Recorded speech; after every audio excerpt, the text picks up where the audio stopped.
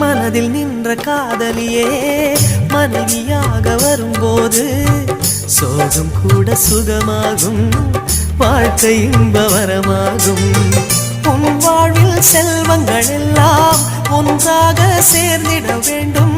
பூவே உன் புன்னகை என்றும் சந்தோஷம் தந்திட வேண்டும். ஆசை காதல் கைகளில் சேர்ந்தால் வாழ்வே சொர்க்கம் ஆகுமே. ஆசை காதல் கைகளில் சேர்ந்தால் வாழ்வே சொர்க்கம் ஆகுமே.